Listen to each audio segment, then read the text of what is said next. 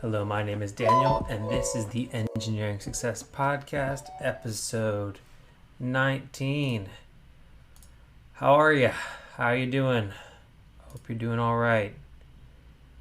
Well, it's February. It's been about a month since the last episode, so I am behind, but I promise I'll catch up. And get us back on stage. I have a new segment this week that we'll get into in a bit, but good things in my life going on right now. Feeling good. A lot of things to be excited about. Wedding around the corner, and dogs are good. Personal life's good. Everything's good. So good reporting for you guys this month.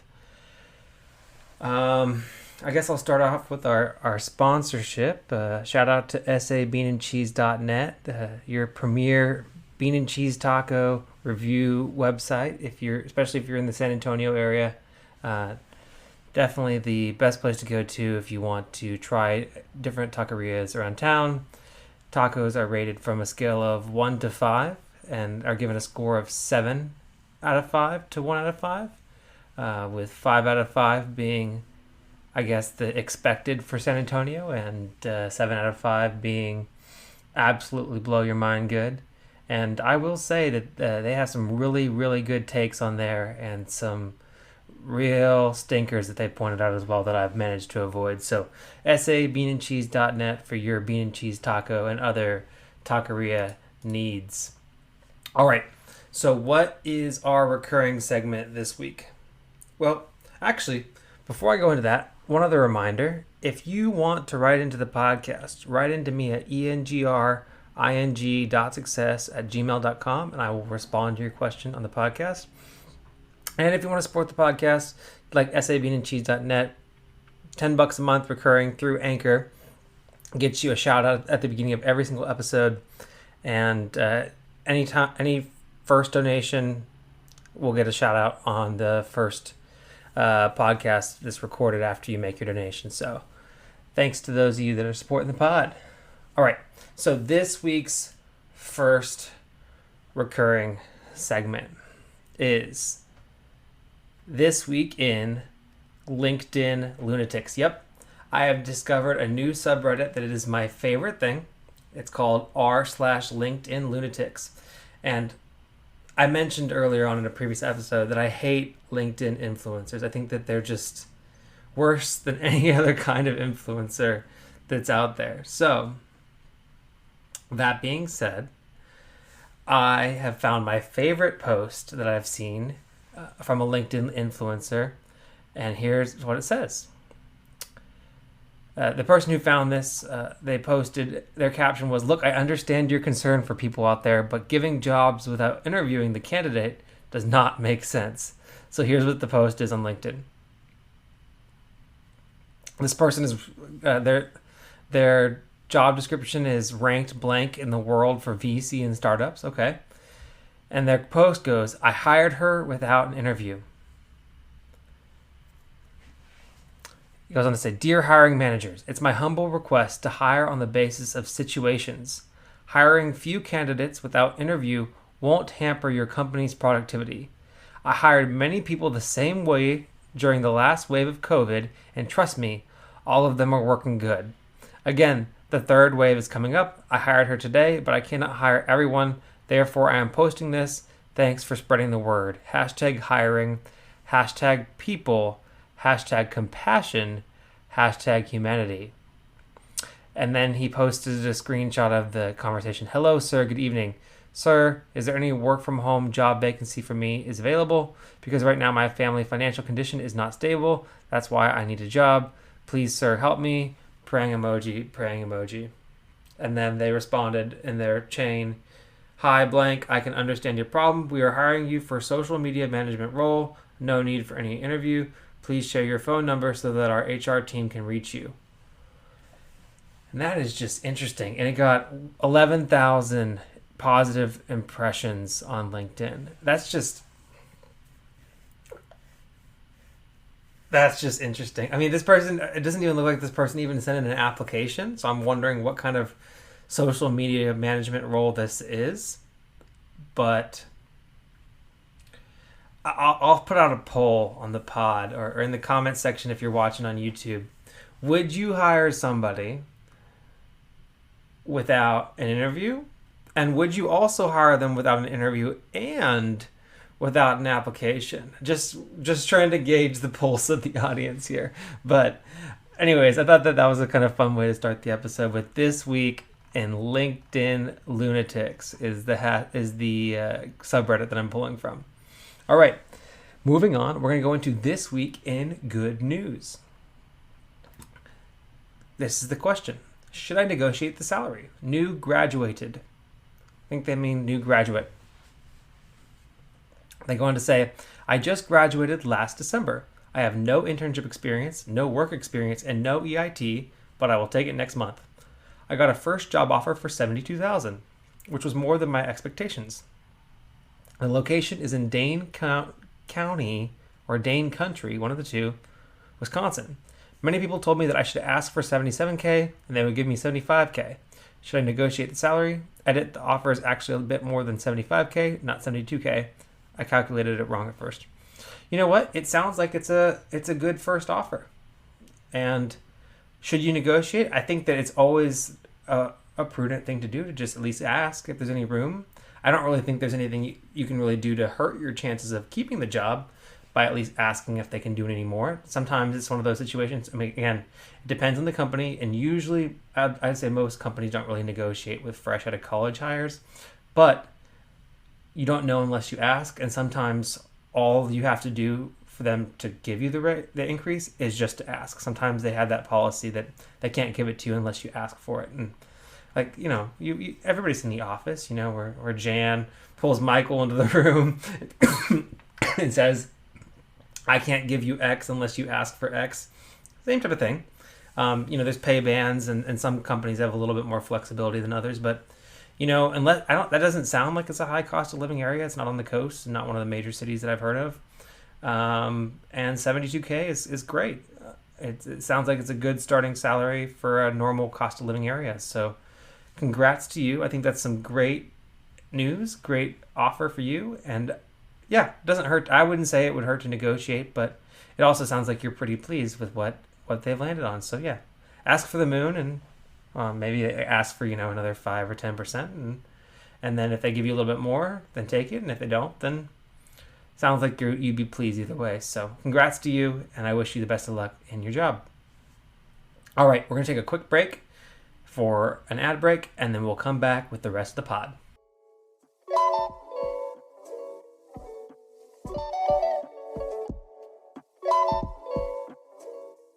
All right, hopefully you got a nice little advert there. Let's go into the rest of the pod. This question is, should I tell my manager I leave because of money? Come on, guys, at least grammar, please. Should I tell my manager I left because of money, or I am leaving because of money? All right. Tomorrow is my last day at my current company, which is my first company after school as well. I basically love everything about this place. However, after my last review, which was amazing, I asked the CTO, not my direct manager, for a 20% raise, only to be told to wait for 6 months for 15%. So I started interviewing elsewhere and landed a 40% raise offer, which I accepted. When I handed in my notice, I tried to sugarcoat the real reason with BS reasons, and when my direct manager tried to understand the real reason I'm leaving, I did the same. Okay, you still sugarcoated. However, I feel bad for that because he likes me a lot and really wishes I could stay. Thus, I really want to tell my manager the real reason, and as I want him and the team to succeed in retaining talents, as 2 other people just left before me as well. Should I? Yes. Money is a perfectly legitimate reason to leave a role, especially if it's another role that fits for you. It's a competitive world out there. A lot of companies are competing for talent right now, and you ask for a raise, and is 20% a lot? I'd say it's more than the standard raise that people get, and that you didn't get what you wanted, and you went out in the market and you found an even larger raise offer, and hopefully it's an opportunity that's good for you. So I don't think it would hurt to tell your manager, hey, I got a wonderful opportunity that is a 40% raise, and it's just significantly better than what was offered to me here, and it's just an offer I couldn't refuse. And that'll give them the feedback that you want to give them, that maybe they need to be prepared to pay more to retain talent. And nobody's going to look at you like you're an evil or mean person because you left an opportunity for a higher paying opportunity. So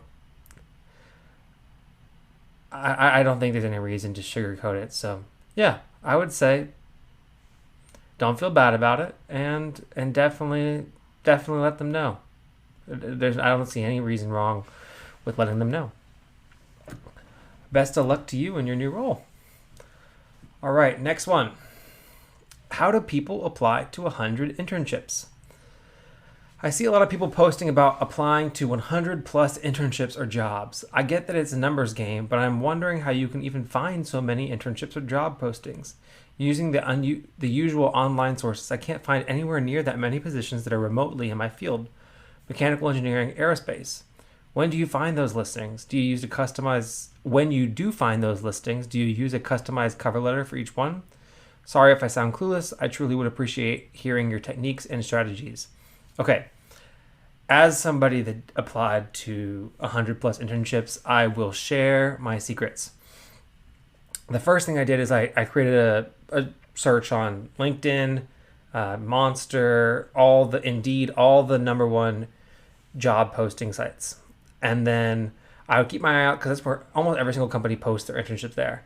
And then I just kind of look up the industry, and I'd look up the top companies in that industry. So for you, mechanical engineering, aerospace, just look up. You're going to look at the people that make planes.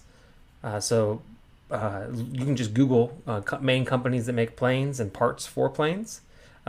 Suppliers for those made, like, look up the people like Boeing and Lockheed and all those folks, and then also look up who their suppliers are, and then kind of create alerts for those companies. Follow them on LinkedIn and follow them on those profiles, and so that way you can see whenever they post internships for mechanical engineers.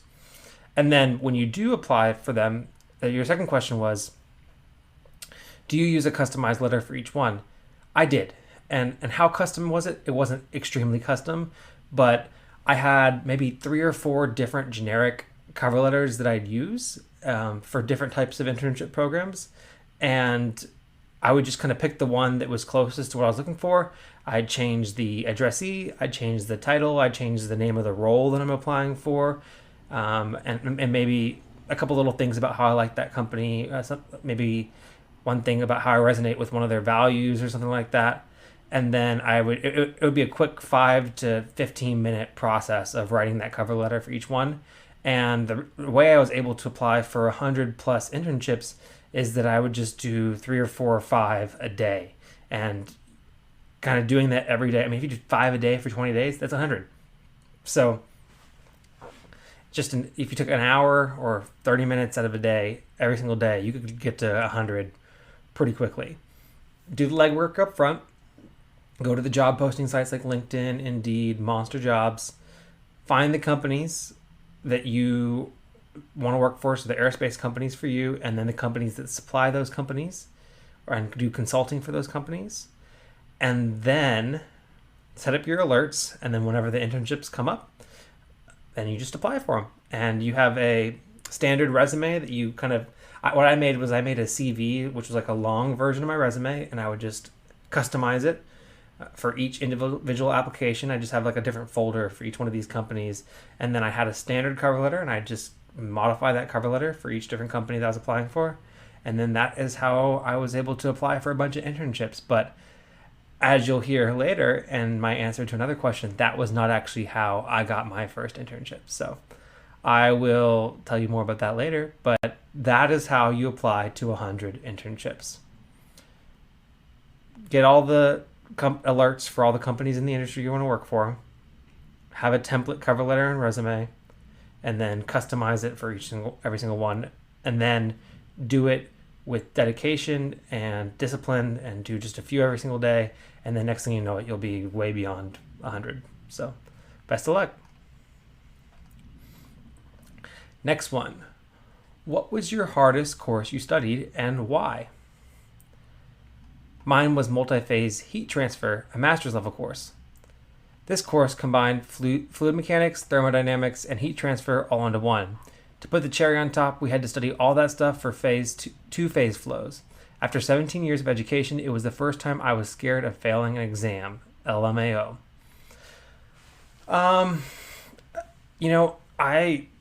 For me, fluids and thermo and heat transfer were definitely all hard, and they're probably all in my top 5. I'd say the hardest class I studied in college was probably partial differential equations. That was the one class that I thought I actually had a good chance of failing. And that was just like, I don't know, that was like my second semester of my sophomore year. I think it was the combination of the course material being very difficult and then my personal life. That was probably the hardest semester of college for me personally as well. So I think that definitely contributed to it. But yeah, definitely partial differential equations. I walked out of my final exam and I was like, I did my best. I don't know if I'm going to make it. But I'll tell you this, I passed the class. I ended up getting, I think, a much better grade in the class than I thought I was going to get. And then, obviously, fluid dynamics is the class I took the next semester where you apply, or was it either the next semester or the semester after that, where that partial differential equations is applied. And I'll tell you, I mean, it's crazy. I thought struggled in partial differential equations, but whenever it came to actually applying it in my fluids class, I actually kind of got it. And maybe I'm having like the opposite of recency bias, where I'm thinking that I was better at fluids than I actually was. Fluids was probably the second hardest class that I had.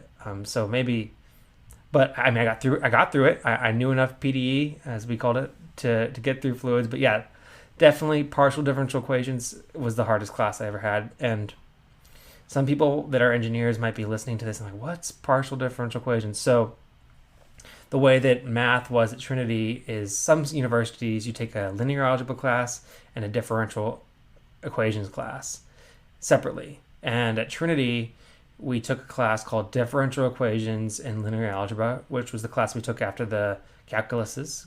After calculus 1 through 3, we took differential equations and linear algebra. We called it DiffEq.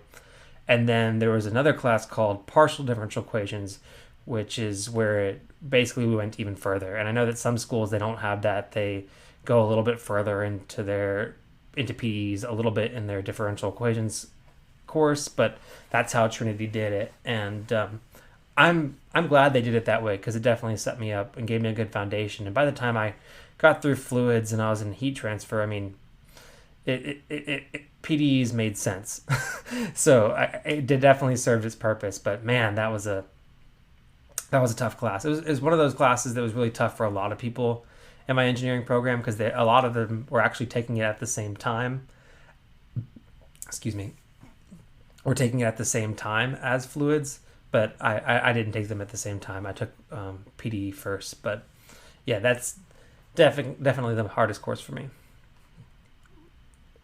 I'd be curious, though, those of you that are on YouTube, what your hardest course was in your engineering program, if you're an engineer. And if not, whatever your major was and what the most difficult course you took was, definitely share that down in the comments below. And I will post about that as a poll question on the social media accounts as well. And if we get enough good answers, I'll read them out on the next podcast. All right. Next one. A full-time engineering job and a remote part-time job. What are some things I should consider if I do take it? Interesting.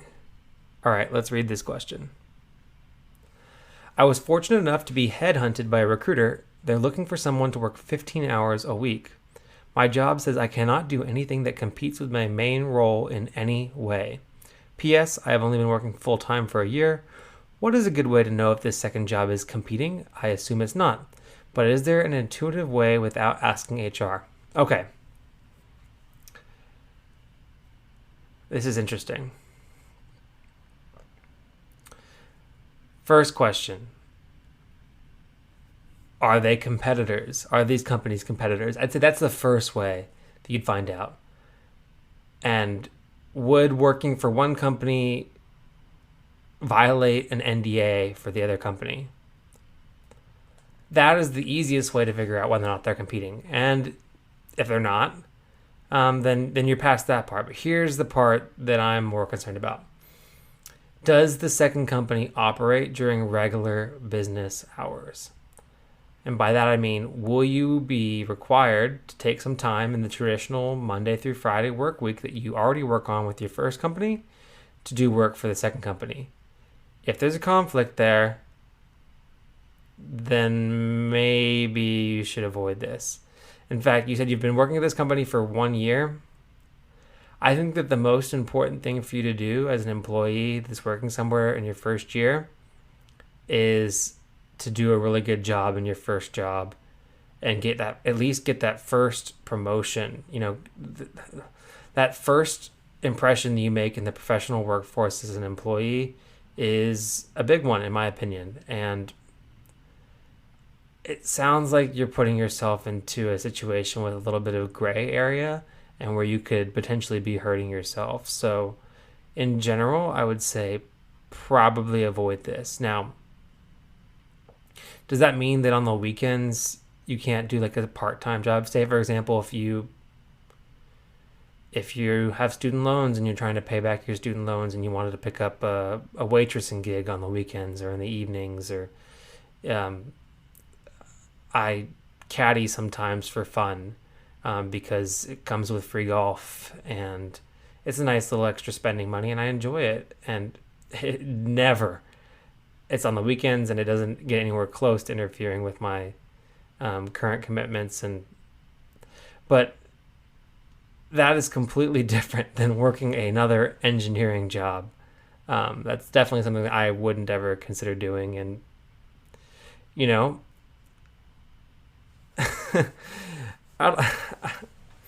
I would just be really wary of this situation. And if you say, is there an intuitive way without asking HR? If it's such a gray area that you're worried about asking your current employer about it, then maybe you shouldn't do it. Like, it's one thing to have your own side hustle or you run your own business or you drive for Uber or something like that on the weekends. It's a completely different thing to work another professional job during business hours. So I would recommend to you that you not take the remote part-time job unless it's not ever going to conflict with your working hours and it's not in the same industry. But I mean, if you're a full-time employee and you're salaried, there also might be some weeks where you have to, work a couple extra hours. And if you work long one day, is that going to affect your ability to work for another company? Are you ever going to be in a situation where you have to put down work from one company to work for another company? It's just stuff like that where it's not like a contract thing or a gig thing or freelancing. If it's, an actual part-time job, especially as an engineer, that's makes me really nervous. So I'd recommend avoiding it and just continuing to do a good job at your current job. But, I will say that I've heard those stories of people that work remotely for a job and then they don't actually have any work to do. So they pick up a second full-time remote job. And that just screams conflict of interest and liability and setting yourself up for a potential disaster to me. I mean, that's scary. And I mean, could you pull it off? Probably. I mean, yeah, you probably could pull it off, but I'm not going to sign off on it and I'm not going to recommend it. So there's my 2 cents, but I wouldn't do it if I were you. But if you do, let us know. Let us know how it goes. All right. Not getting offered a job at the company I interned at for 3.5 years. Wow. All right. Question asker says, I interned at a company as a manufacturing engineer for a few years and haven't been offered a job for after graduation. I graduate in May 2022. My question is, why invest so much into me and continue to ask me to intern if they won't offer me a job? It's in the medical industry and business has been very good, so slow business isn't really an excuse. I really love working there, but I'm very conflicted right now. So I picked up this question because I think that it's good for people to know that there's, in my opinion, there's really two main types of internships that you could be in. The one where it's an investment where the company is looking to hire you for a full-time job, and then the internship is kind of treated more as like kind of like an interview for the intern, and that's kind of the mentality you have to have. And then there's the other kind of internship where the company is just trying to get as much out of you as they can at an affordable labor rate, or a market rate for somebody with your experience. The way that I would look at a company and try to figure out what that is think about what kind of people you've been exposed to. Have you been just working under a manager, or has the company tried to expose you to other types of the program, not necessarily like in a rotational program per se, but have they made an effort to try to sell you on the company and do a little bit of sales as part of your internship program? That's probably a good sign that it's the kind of internship where it's going to likely lead to a full-time offer. Another thing to look at is the company giving other interns full-time job offers after they finish? I imagine that you said you work for a medical industry company, business has been good. I guess it doesn't really say anything about the size of the company, but like larger companies, they might have multiple interns. Have they given other interns full-time offers? That's another thing to think about. But when in doubt, it doesn't hurt to ask. Just ask the company, hey, is this internship program, what percentage of people that intern in this program get a full-time offer? Is your intent with this internship to transition it into full-time offers, or is it the intent of this internship just to get some engineering students working in this role? I'd say that you've worked at this company for 3.5 years. I think that you've earned enough to at least ask your manager, what's the vision for me? What's the vision for this after I graduate? Hey, I'm graduating in May. I really enjoyed working here. I'd like to work here full-time if that's an opportunity. Is that something that might happen for me? Is it something that y'all are in a position to do? It might be that they just assumed that you were going to continue working in this role after you graduated. And that's definitely, obviously not cool with you. But, I mean, you never know. These companies, I don't know how much they know about you or how much they're paying attention to you. But you really never know, right?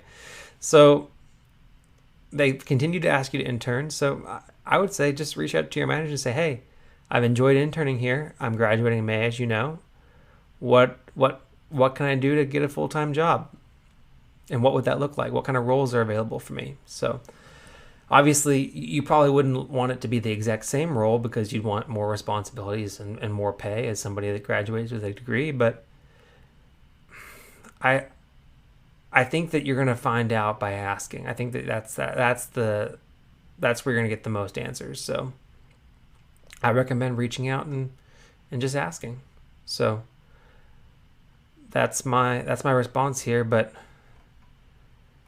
yeah, that would stink. But I would also be prepared to start looking for other jobs, and don't just expect that you have this one in the bag. The other thing is like they could be giving you a job offer, but the job offer might suck. The pay might stink. You might not get the same type of pay increase that you want. So definitely, just because you've interned somewhere for 3.5 years doesn't mean that you should just throw away all other opportunities and not try to pursue other jobs. So start looking for other jobs and reach out to the company and find out. But as a general rule for people, I hope that my general tips on how to figure out whether or not an internship is going to lead to a full-time job, because they don't all do that. I hope you found those tips helpful. All right. Next question. Should I stay an extra semester to graduate with a 3.0 GPA? My GPA after last semester after my last semester is expected to be 2.83. I could possibly reach a GPA of 3 if I repeat 5 subjects with grade D and average grade B. Is it worth it? I'm going to pause here to drink some water and let that simmer. No. No. No. The opportunity cost, in my opinion, of doing that is too high. Start applying for jobs now. And some companies, many companies, they say that 3.0 is kind of the minimum criteria to get considered, but not all companies. And I would say it's not worth it. You have the cost of those courses. 5 courses is expensive, plus the cost of the money that you're not making at that time. So no, I wouldn't do it.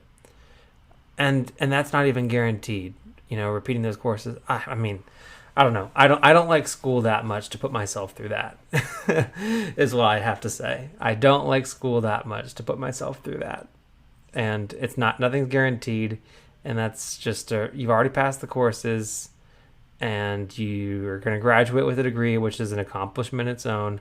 I wouldn't stay an extra semester just to repeat 5 classes. I wouldn't do that. I know multiple people that graduated with GPAs below 3.0, and they all work now. And once you get that first job, I'd say spend the amount of energy and effort that you would have spent taking those 5 classes to just hit the ground hard applying for jobs. And once you have that first job and that job experience under your belt where you've done well, nobody gives a rat's tail about what your GPA was in college. They care about what you can do. What have you done for me lately?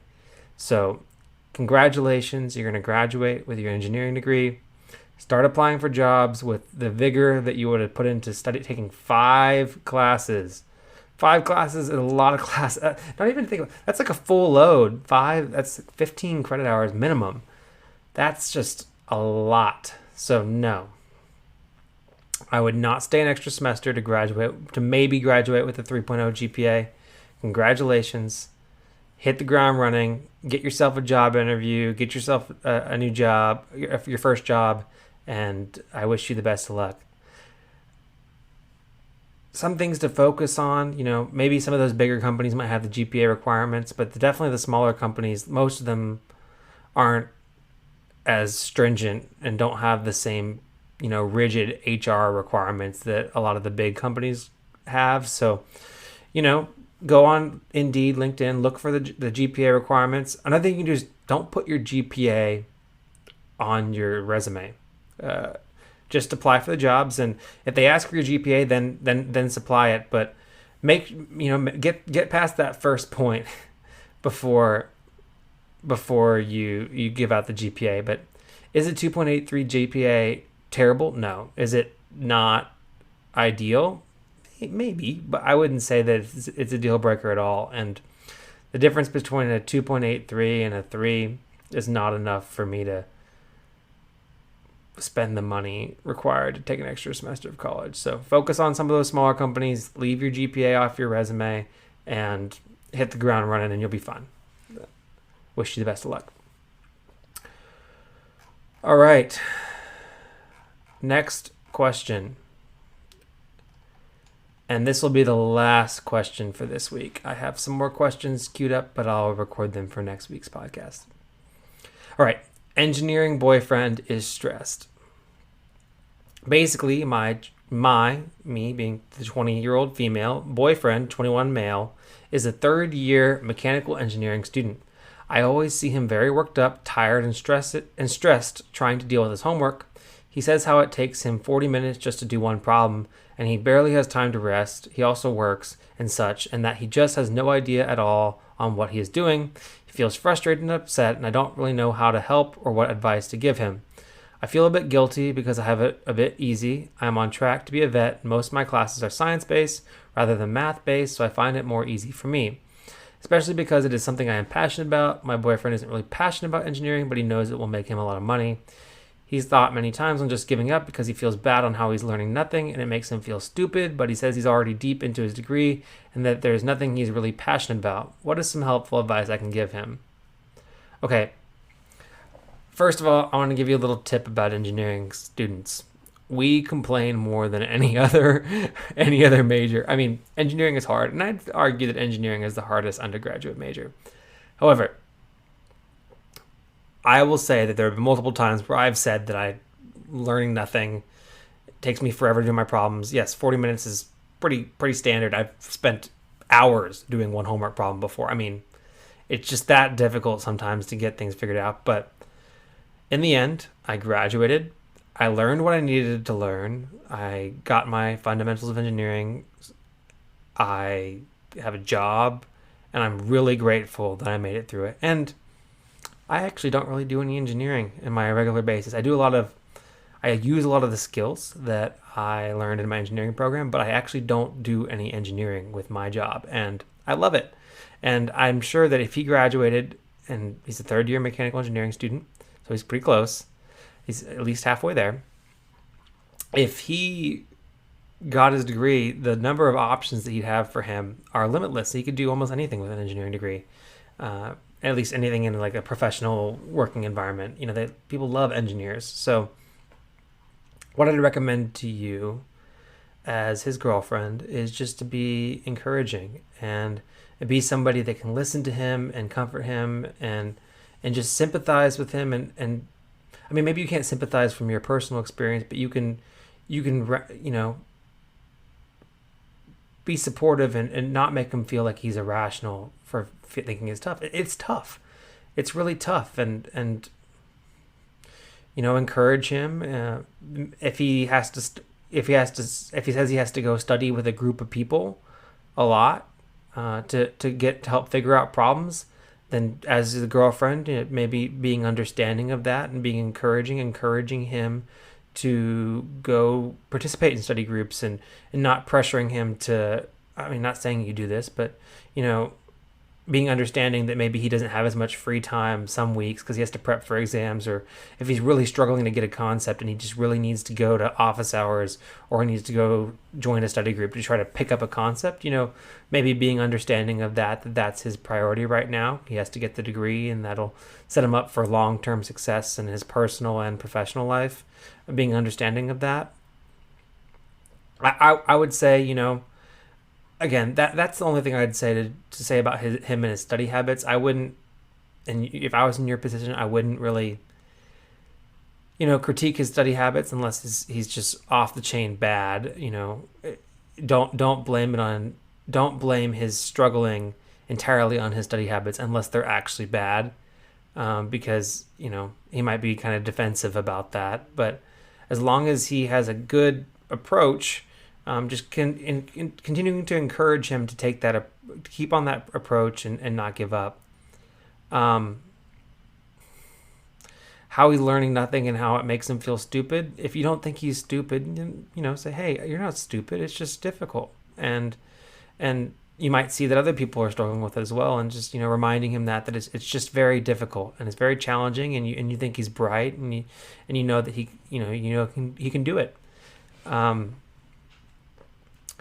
40 minutes to do one problem. Point him to this subreddit and everybody will tell him that yes, it takes that long to do these problems, but it doesn't take as long whenever you have people around you to help you understand things, and you don't feel as alone whenever you have other people that you're around that are also going through the same thing as you. And he'll also learn a lot by just talking to other people about it. Maybe if you and him, if you study well independently, maybe if you want to study together, maybe being willing to study where he needs to study, another thing you could do. But what else would I say? The thing, Maddie was a really good supporter for me whenever I was in engineering. We set up specific times of the week that we knew that we were going to get to spend time, but we just had very realistic expectations going into each week. I kind of set the expectation. I was like, hey, this is going to be a rough week, and I'm not going to have much free time during XYZ, but at the end of the week, we'll go on a date or something like that. And we just, having good streamlined communication around our relationship made it easier for me to then focus on my studies when I really needed to focus on them. So I wouldn't really focus on giving him advice on how to be an engineer or on problems or anything. Don't help him with his homework, but I'd just say be positive and encouraging and understanding that he might need to be studying with other engineering students during his time. And it's the problem solving, it might require more group thought than maybe some of your pre-vet courses might require. I know I wasn't in that experience. I knew some people that were in pre-med, and some of them studied well in groups and some of them studied better independently. So maybe he has a different approach to studying. He might benefit from a different approach to studying than you, but just be positive, encouraging, and you use good lines of communication about your relationship with him. And I think allowing him to really be an engineering student, being a good student within the context of your relationship is really what you should focus on. But yeah, it's tough. It definitely is tough, and I can definitely sympathize with all the things that he is feeling now. So all right, so that's this week's episode of the Engineering Success Podcast. I hope you enjoyed it. If you want to write in your own question, again, write into engring.success@gmail.com.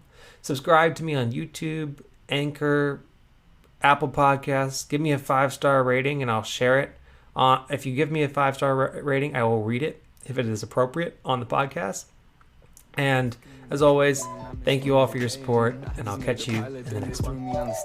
Peace. I'm not complaining, I'm not complaining. My thoughts get complicated, I cannot explain in lameness. Never losing focus because I ain't chasing payments. Still playing in the basement while I'm working on arrangements. They heard the kid in 50 countries, thank God that's amazing. But I'd rather thank Spotify, they put me on the station.